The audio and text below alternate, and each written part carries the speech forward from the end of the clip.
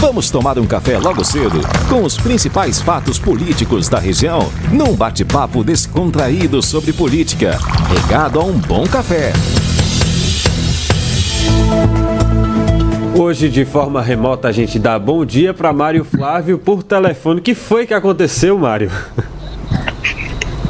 Bom dia, Rodrigo. Bom dia, Laís. Bom dia. Os nossos ouvintes. Rapaz, a dorzinha ontem no pescoço, ela diminuiu, mas ainda incomoda bastante, né? Então achei melhor dar uma poupada para hoje fazer de casa aqui as participações e se der uma melhoradazinha no final da manhã eu chego por aí. O artilheiro tá contundido hoje. Tá certo, aproveito para descansar, mas agora a gente vai falar de assunto sério, né? Porque você vai comentar sobre a indicação de um novo deputado, né? A indicação de um deputado, aliás, para a presidência da Alep e também a nomeação de mais um caruaruense no governo estadual. Isso mesmo, Rodrigo, né? A gente já tinha falado aqui, né, que o teste de fogo, aí o primeiro teste de fogo do governo Raquel vai ser a eleição da mesa diretora, a eleição para eleger o novo presidente da Assembleia e toda nova diretoria da Assembleia, né? Essa eleição acontece dia 1º de fevereiro, já na volta aos trabalhos. Claro que na volta não, no início dos trabalhos da nova legislatura, né? Muitos novos deputados que vão sair, alguns deputados que não conseguiram se reeleger estarão deixando, outros também estarão indo para vaga de deputado federal, foram eleitos, alguns perderam a eleição e por aí vai. Então, dia 1º já acontece essa eleição. Os acordos, né, as costuras estão a todo vapor. E claro, faltando aí 12 dias para o mês acabar e 13 dias para essa eleição, né, já é necessário ter alguns posicionamentos, algumas indicações de quem vai tentar disputar essa vaga aí de presidente da Assembleia. E ontem o PSDB acabou oficializando aí o nome, né, do deputado Álvaro Porto para ser o candidato do governo aí à presidência da Assembleia. Eu dizia ontem, né, que essa situação ela é essencial, né, para que Raquel não tenha necessariamente um opositor aí a ela na presidência do governo da Assembleia. Isso não quer dizer, né, que se um opositor ganhar a eleição vai travar a pauta toda para o lado de Raquel. Pelo menos até agora, né, ela não teve dificuldades com relação a essa questão, mesmo com uma Assembleia bem dividida, né? A reforma da reforma administrativa passou com sobras, né? A aprovação da nova administradora de Fernando Noronha também. Enfim, ela só perdeu na questão envolvendo a prorrogação do FEF, que ela queria por 2 anos numa comissão da Assembleia. Mas ontem, inclusive no plenário, Raquel conseguiu os 2 anos que ela queria. Daqui a pouco eu falo quem foi um ex-adversário que ajudou ela a conseguir isso. Então, a governadora quer emplacar aí na presidência da Assembleia um aliado. E Álvaro Porto é essencial para isso, porque quando Raquel ganhou a eleição, né, ou então quando ela foi para o segundo turno, veio muito aliado a reboque, né, aquela história das pessoas que só veem no bom, né, e Álvaro Porto não, Álvaro Porto estava com Raquel desde o primeiro momento. Então ela meio que deu uma priorizada nesse pessoal que estava com ela desde o primeiro momento, né, desde a formação aí do secretariado, indicando nomes técnicos e políticos, como é o caso de Daniel Coelho, que esteve com Raquel desde o começo e praticamente sacrificou o mandato dele, a reeleição dele para deputado federal, porque a votação do Daniel foi espetacular, 110 mil votos, mas não conseguiu se reeleger. No entanto, ele teve dificuldades quando somou aí essa questão do coeficiente eleitoral, né, o partido dele que ele estava, a Federação PSDB e Cidadania, não conseguiu formar nenhum deputado, mesmo ele tendo mais votos do que praticamente todos os deputados federais que foram eleitos. Talvez ele só tenha pedido para uns 4 ou 5, os demais ele teve à frente. Então Daniel Coelho acabou não sendo eleito, mas está no primeiro escalão.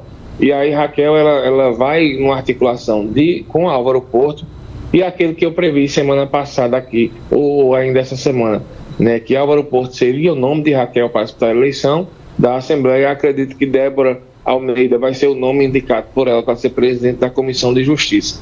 Claro que isso vai depender muito da articulação, mas ontem, por exemplo, a Raquel já recebeu um bom indicativo de que ela vai conseguir emplacar o nome de Álvaro Porto, porque a bancada de deputados estaduais do PP, que tem 8 deputados, ontem confirmou que vai ser base do governo Raquel na Assembleia.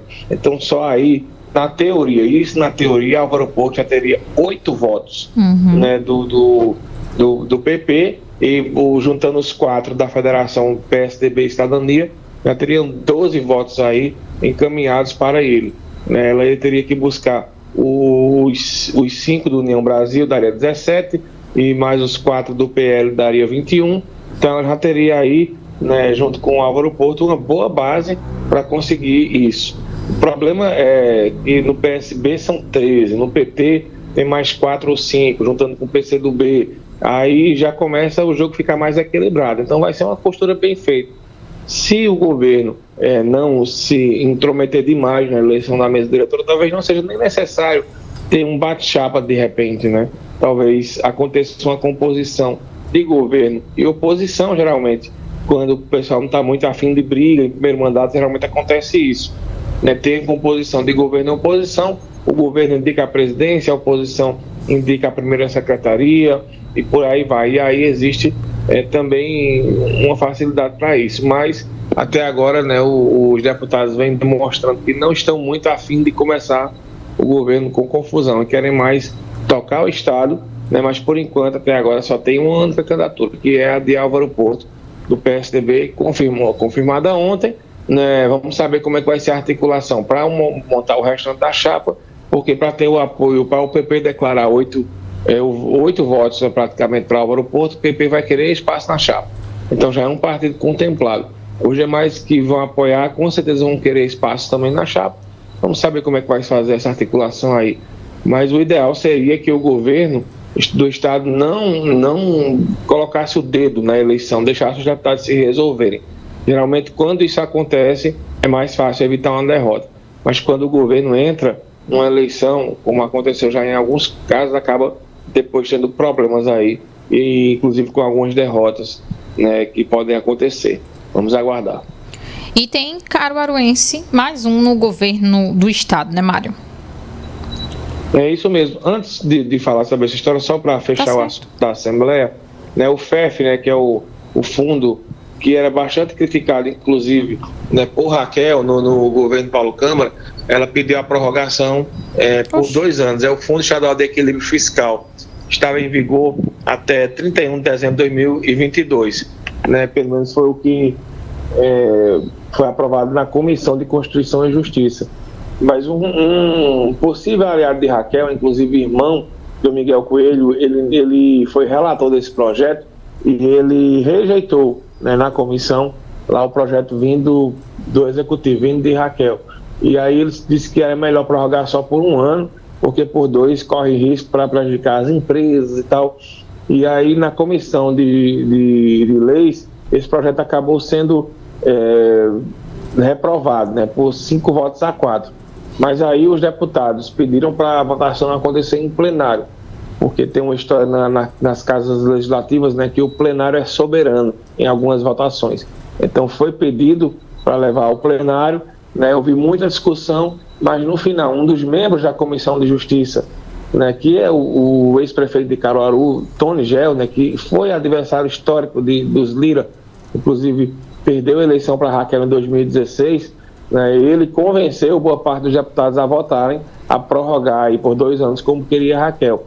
Falou na reunião remota, deu 2 falas aí defendendo o projeto e acabou convencendo a maioria dos deputados a votarem a favor. Então, foi uma vitória de Raquel ontem, no FEF, sendo prorrogado por 2 anos e quem diria com a ajuda, né, do deputado Tony Gel, que foi adversário dela durante muitos anos aqui. Já o deputado Zé Queiroz, que votou contrário, né, à questão de Thalina Figueiredo e da reforma administrativa, a repercussão foi muito negativa para o lado dele. Ele ontem faltou a essa votação.